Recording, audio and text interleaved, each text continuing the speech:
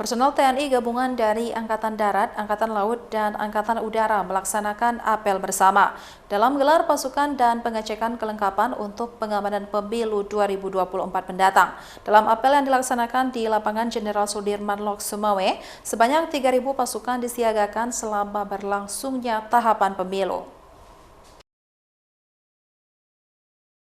Dalam upacara apel gelar pasukan, sebanyak 3.000 lebih prajurit TNI dari 3 matra disiagakan untuk pengamanan pemilu 2024. Pengamanan mulai dilakukan dari penyaluran logistik, pengawasan di gudang tingkat kecamatan hingga hari pemungutan suara.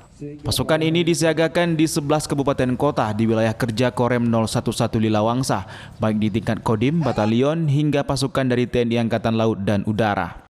Dalam apel ini, Danrem 011 Lilawangsa bersama Danlanal beserta Dansat Radar 231 Lusmawe melakukan pengecekan kesiapan dan kesiapsiagaan pasukan seperti seragam hingga alat penanggulangan huru-hara.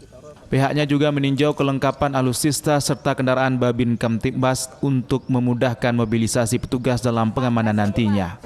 Komandan Korem 011 Lilawangsa, Kolonel Kavaleri Kapti Hertantiawan, mengatakan hampir 3.000 lebih personil diterjunkan dalam membantu pihak kepolisian untuk menjaga pelaksanaan pemilu serentak. Sebanyak 12 satuan seperti Kodim dan Batalion, pasukan gabungan yang ada di jajaran Korem 011 Lilawangsa disiagakan untuk menjamin keamanan kepada masyarakat pada pelaksanaan pemilihan umum. Untuk wilayah Korem kemarin sudah kami laporkan kepada Bapak Panglima bahwa wilayah di Korem 011 Lilawangsa yang masuk di kategori merah ada 5 wilayah, yaitu di Kabupaten Biren, Kabupaten Pidi, Kabupaten Pidi Jaya, Kabupaten Aceh Utara, dan Kabupaten Aceh Timur. Kami himbau pada para prajurit, laksanakan tugas negara ini dengan penuh kehormatan, laksanakan tugas dengan baik.